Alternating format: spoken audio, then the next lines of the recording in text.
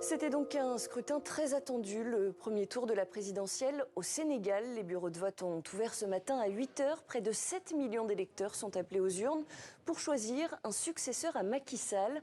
Une élection organisée, je vous le disais, après plusieurs semaines de crise politique. Crise provoquée par la décision du président sortant de reporter la date du vote. Aujourd'hui, le dirigeant joue la carte de l'apaisement. Macky Sall appelle les candidats à éviter toute déclaration prématurée. Une mise en garde lancée alors que plusieurs candidats prédisent déjà la victoire de leur camp. On écoute le président sortant, Macky Sall. Nous l'avons constaté, malgré les conditions spécifiques cette année, la campagne électorale s'est déroulée dans le calme et la sérénité. Et le vote depuis ce matin se passe très bien sur l'ensemble du territoire national et dans la diaspora. Il n'appartient ni à un candidat ni à un camp de proclamer une victoire ou des résultats. Ce soir, les bureaux de vote vont parler. Cela reflètera le choix des Sénégalais. Espérons que ce choix sera le meilleur pour le Sénégal. Et nous sommes à présent en direct avec notre envoyée spéciale à Dakar, Nidia Paliakara. Nidia, comment se déroule cette journée de vote ? Alors, il est 17 h ici au Sénégal, Clémentine, ce qui veut dire qu'en principe, d'ici 1 heure à peu près, les bureaux de vote devraient fermer, soit 18 h heure de Dakar. Tout ce que l'on peut vous dire pour le moment, c'est le taux de participation entre 40 et 50% selon plusieurs sources. Des Sénégalais qui se sont donc déplacés en masse avant même l'ouverture des bureaux de vote ce matin à 8 h en cette période de Ramadan. Ça aussi, c'est inédit, une présidentielle en plein mois de jeûne. Inédit tout comme tout ce processus électoral. On vous en a parlé dans nos précédentes éditions. Le report de la présidentielle, les nombreux rebondissements, les tensions aussi. Alors comment s'est déroulée cette journée de vote? L'une de nos équipes, Alison Fernandez et Mbaye Ndir, s'est rendue dans un grand bureau de vote des Parcelles Assainies en banlieue de Dakar. Regardez. Dans ce collège transformé en bureau de vote, les électeurs ont commencé à affluer dès l'ouverture.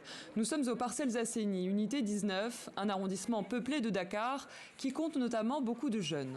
À l'image de Mame Diarra, qui travaille dans le secteur de la santé, la jeune femme vote au bureau 8. Elle espère de ce scrutin un changement, elle qui avait pourtant voté pour Macky Sall en 2019. Ce qu'on s'attendait de lui, on n'a rien vu par rapport à l'éducation, à la santé et tout. C'est Diomaye Faye. C'est le changement en fait. Et c'est ce que les Sénégalais vivent. C'est ce qu'il nous a dit, c'est ce qu'il nous a montré. Puisque lui, il connaît très bien. Nous, ce qu'on vit, c'est difficile, c'est pas si facile. Tout ce qu'on s'attend de lui, c'est qu'il y ait beaucoup de changements. Moustapha Diouf, lui, commerçant, préfère opter pour le candidat de la continuité, Amadou Ba, le dauphin désigné de Macky Sall, dont le fief est d'ailleurs dans ce quartier des Parcelles Assainies. Depuis 2012, de 2012 à maintenant, le président a travaillé à développer le pays. Amadou Ba, pendant la campagne, on a entendu son discours dans toutes les régions où il est passé. Il a expliqué son programme. C'est grâce à cela que j'ai vu qu'il était un vrai leader, quelqu'un qui pouvait nous emmener encore plus loin que Macky Sall. Dans ce centre de vote où 5000 personnes sont inscrites, à 15 h, on comptait plus de 2700 votants, soit plus de 50% de participation. Yam Sargueil est superviseur pour la Sénat, la commission électorale nationale autonome. Il estime que la participation pourrait être supérieure à celle de la dernière présidentielle. Même moi, quand je suis venu, j'ai trouvé des gens ici en rang. Donc, depuis ce matin, ils étaient là. Donc, les gens très motivés, ils étaient là. Donc, enfin, vous voyez vous-même, donc les gens sont là. Donc, il n'y a pas de tension, il n'y a rien. Donc, les gens votent. Bon, c'est libre et c'est transparent. Donc, tout le monde est là. La région de Dakar regroupe à elle seule 1 800 000 électeurs sur les 7 300 000 que compte le pays au total. Et dans tout ça, l'organisation du scrutin est évidemment suivie de près. Les observateurs de la CEDEAO et de l'Union européenne sont sur le terrain. Un collectif regroupant plusieurs ONG. Le collectif des organisations de la société civile pour les élections a également déployé plus de 1000 observateurs à travers le pays. Clément Bonnereau les a suivis pour nous. 8h moins 10 dans ce bureau de vote du centre-ville de Dakar. Salam alaikum. Vous allez bien? Coalition Khalifa Sall. D'accord. Oui, la présidente, secrétaire, assesseur, tout le monde est là. À quelques minutes de l'ouverture, Louis Soumaré s'assure que le personnel et le matériel sont en place. Moi, je fais une tournée et je regarde en général. Ici, c'est mon bureau de vote personnel, là où je vote. Donc, les 3 membres du bureau, s'il y a les représentants de parti, si l'urne est présente, si les bulletins sont présents. Louis Soumaré coordonne une centaine d'observateurs citoyens à Dakar. Il sillonne les bureaux de vote de la capitale et reste en permanence en contact avec ses équipes qui lui signalent d'éventuels dysfonctionnements. Est-ce que c'est les mêmes noms de famille, les initiales? Est-ce qu'il n'y a pas des électeurs qu'on a déplacés dans un autre bureau de vote? Ils n'ont qu'à demander.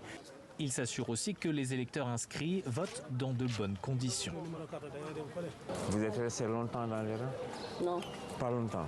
Combien de minutes à peu près? Après 10 à 15 minutes. 10-15 minutes. Pas trop de temps, ça ne vous a pas gêné, autre mesure. En tout, le collectif des organisations de la société civile a déployé plus de 1000 observateurs à travers le pays.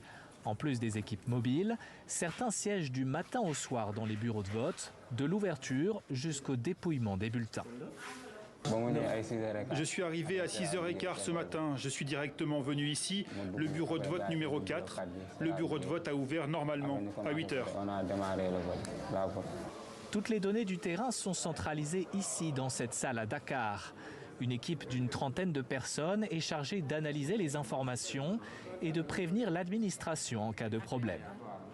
Avec nos observateurs, on travaille à dissuader toute velléité de fraude. Si on n'était pas sur le terrain, on ne peut pas se lever pour dire que le scrutin s'est bien passé ou s'est pas bien passé. Mais avec des observateurs, 1000 observateurs dans les bureaux témoins, cela nous permet que quand on dit que le scrutin a été transparent, que les gens puissent nous croire. À la mi-journée, la société civile n'a signalé aucun incident majeur. Malgré quelques retards, la totalité des bureaux de vote étaient ouverts et fonctionnaient normalement à 10h, heure locale. Voilà, reportage de Clément Bonnereau et merci à vous Nidia Paliakara, envoyée spéciale à Dakar. On vous retrouve ce soir dans le JT Afrique pour un nouveau point sur cette présidentielle au Sénégal. Un scrutin qui mobilise également la diaspora sénégalaise en France, comme vous pouvez le voir sur ces images en région parisienne, dans un bureau de vote de la ville d'Asnières. Très longues files d'attente qui ont même provoqué des embouteillages autour de ce bureau de vote. Et pour ne rien manquer de cette présidentielle au Sénégal, sachez que vous pouvez suivre notre direct rendez-vous sur le site de TV5 Monde.